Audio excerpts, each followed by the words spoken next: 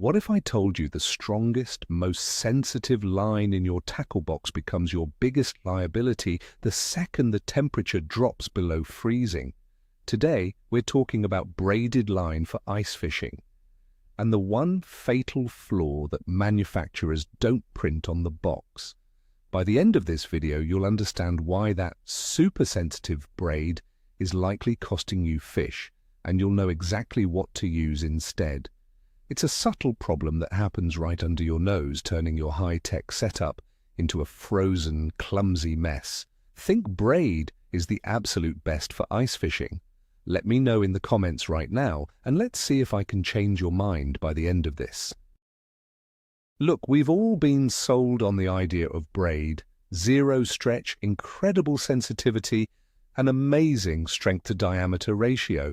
In open water, it's a game changer, no doubt about it. So it's only natural that we spool it on our ice rods thinking we're getting that same advantage. For years, it's been the go-to for many seasoned anglers who want to feel every little tick on their jig. They bring their summer tactics to the hard water. But the hard truth is, the ice is a completely different battlefield. It's a hostile environment for our gear, and the rules of open water simply do not apply here. The very thing that makes braid great in July makes it a nightmare in January. So let's start with the big myth of braid on the ice. We use it for one primary reason. We believe it's the most sensitive line available. We want to feel that super light bite from a finicky perch or a cautious walleye in cold water. The logic seems sound, right? A line with no stretch should transmit every single vibration directly from the lure to our hand. It's what we're taught. It's what we read in magazines. And it's what the pros on TV often preach.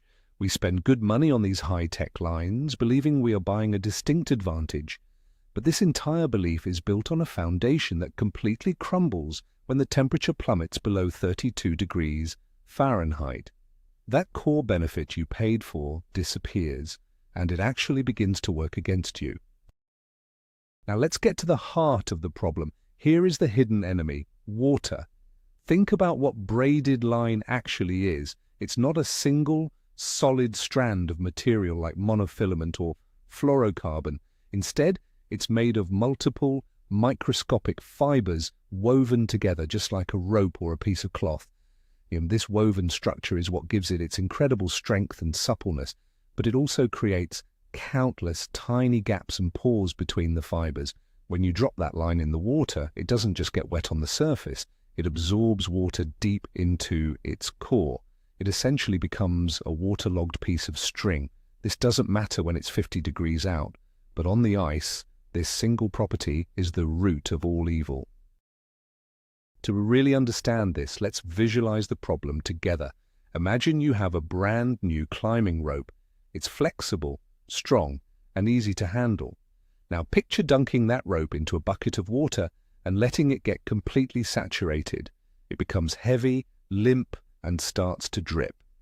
This is exactly what's happening to your braided line every time you drop your jig down the hole. It soaks up that freezing water like a sponge.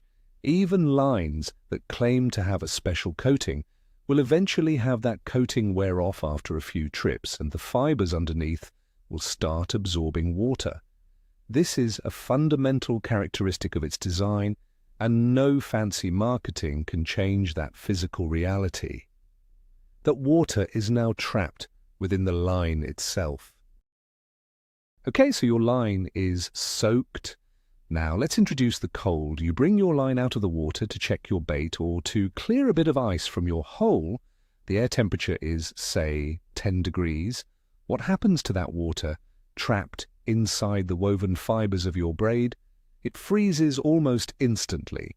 Your line goes from being a supple, sensitive connector to your lure to being a single, solid, frozen stick of ice-infused fiber.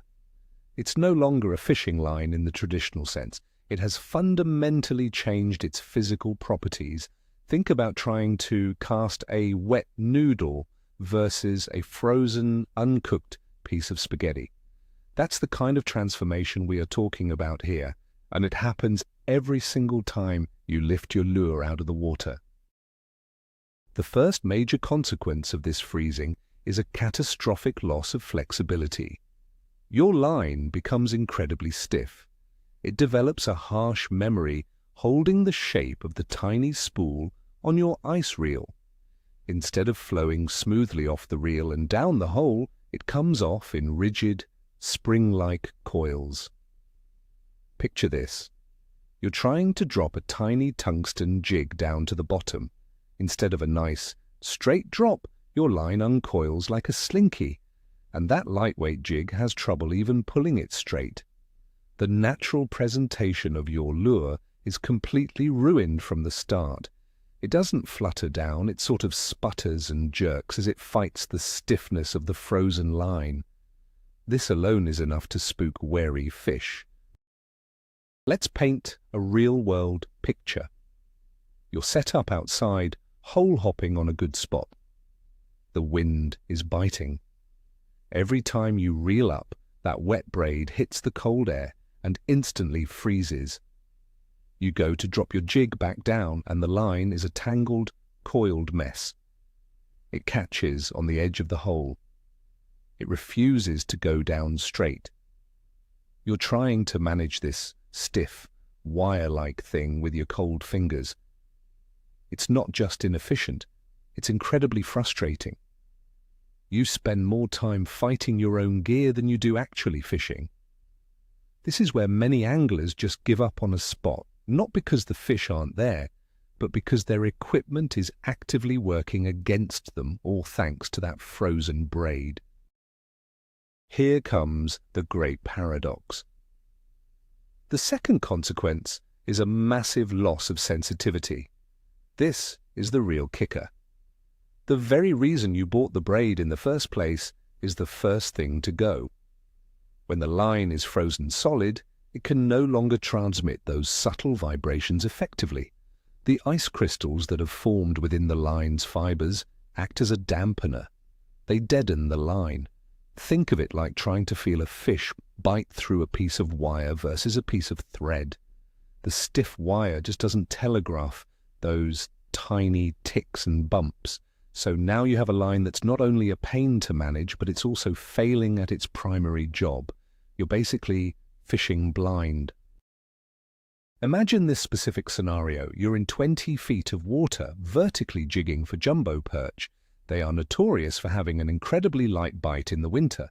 Sometimes they just swim up and inhale the bait, and the only indication is your line going slightly slack. With a frozen, coiled, stiff, braided line, you will never see that.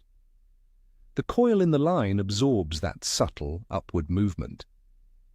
And if a fish just barely ticks the bait, that tiny vibration has to travel up a line that is essentially a solid, vibration-dampening rod of ice. The signal never makes it to your rod tip, or if it does, it's so faint you dismiss it as the wind. You're getting bit, and you don't even know it. The third consequence is something every ice angler absolutely despises: ice buildup on your rod guides. Because the braid acts like a sponge, it carries a significant amount of water up from the hole every time you reel in. As this wet line passes through the tiny guides on your ice rod, the water is deposited and instantly freezes. Within just a few minutes of active jigging, your guides can become completely choked with ice. This restricts line movement, creating friction and further killing your lure's action and your ability to detect bites. You're now fighting stiffness in the line and friction in the guides. Your whole system is compromised. And we all know this fisherman's frustration. You're sitting there in the cold, gloves off, trying to chip away at the ice in those tiny little rod guides with your thumbnail. It's miserable. Your fingers get numb.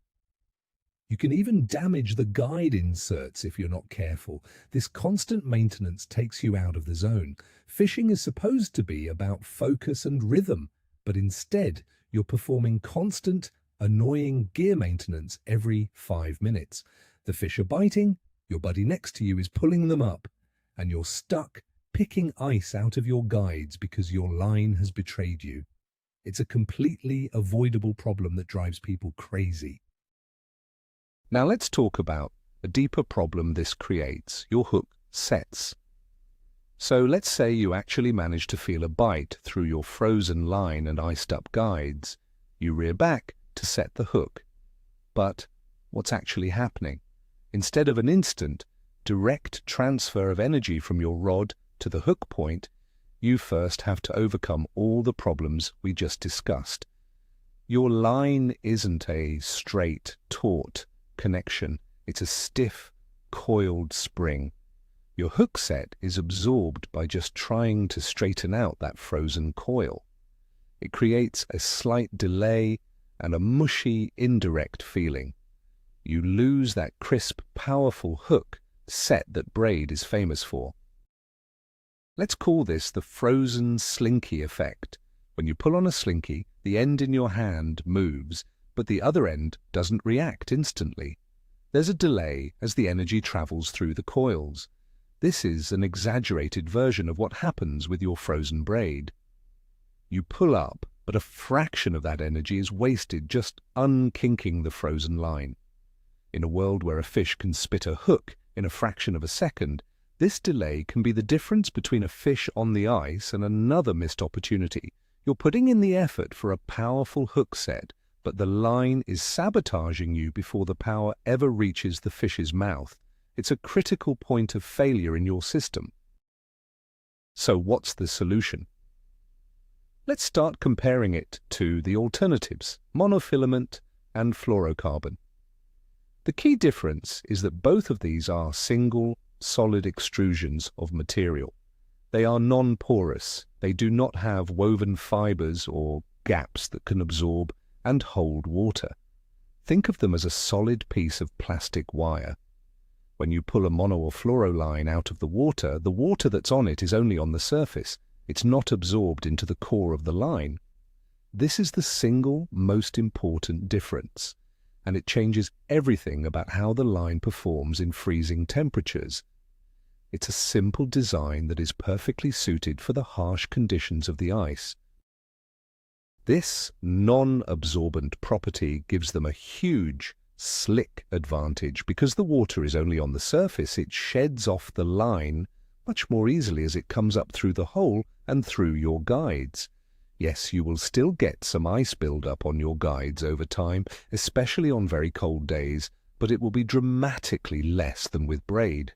You'll be able to fish for much longer periods without having to stop and clear your guides. The line itself also resists freezing much better. It won't turn into that stiff, unmanageable wire. It remains fishable, manageable, and efficient, allowing you to focus on your presentation and bite detection rather than equipment failure. This leads directly to better flexibility in the cold. While all lines get a little stiffer in the cold, monofilament and fluorocarbon lines, especially those designed specifically for ice fishing, remain much more flexible and manageable than frozen braid. They don't retain that hard coil memory from the spool. When you drop your lure, the line peels off smoothly and allows your jig to fall naturally through the water column. You get a better presentation, a more direct connection, and far less frustration. Your gear works with you, not against you. The simplicity of these lines becomes their greatest strength when conditions get tough and cold. Now, I know what the die-hard braid fans are thinking, but what about stretch? This is the #1 argument for using braid, and it's a valid point. Monofilament in particular does stretch. However, you have to consider the context of ice fishing. We are typically fishing in relatively shallow water, maybe 10 to 50 feet, directly below us.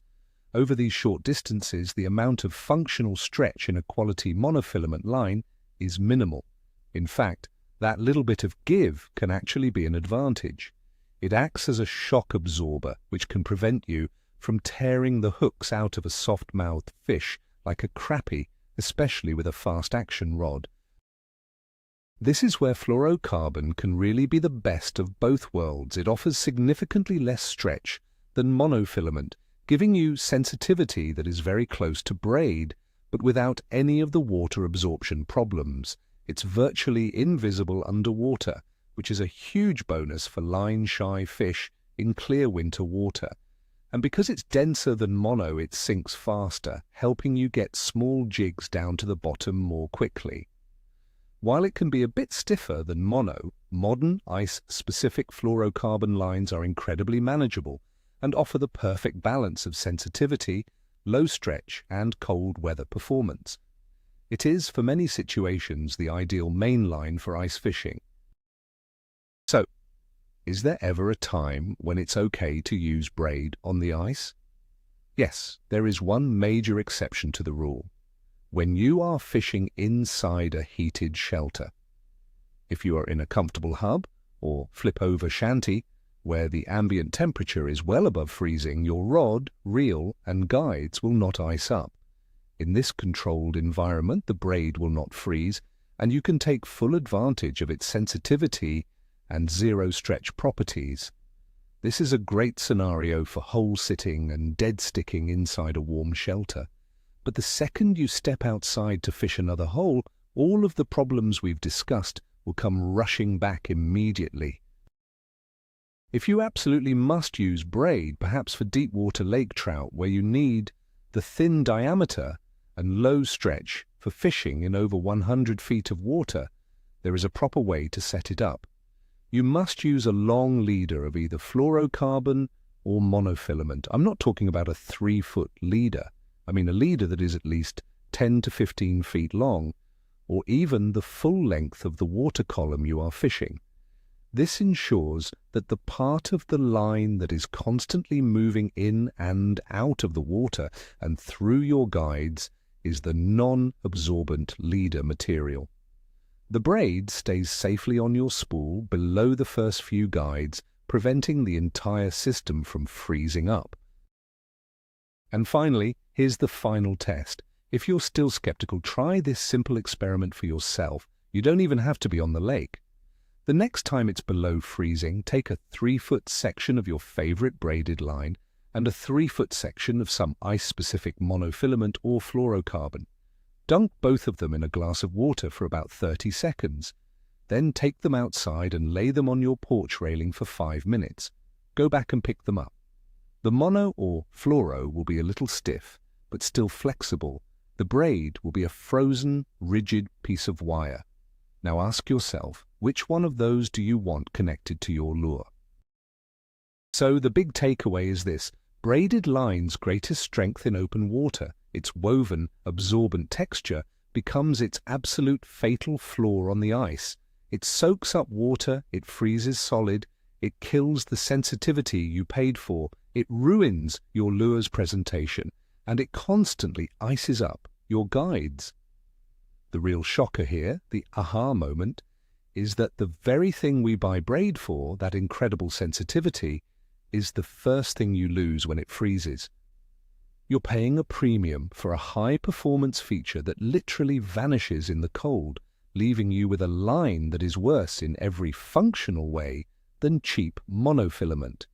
Making the switch to a quality ice-specific mono or fluorocarbon will mean less time fumbling with frozen gear and more time feeling those subtle bites. It simplifies your entire approach and makes you a much more efficient and successful angler on the ice. Thank you so much for watching. If this just saved your next ice fishing trip from a world of frustration, do me a favor and hit that like button and subscribe for more real-world fishing advice that works. Now I want to hear from you. Are you a braid loyalist on the ice?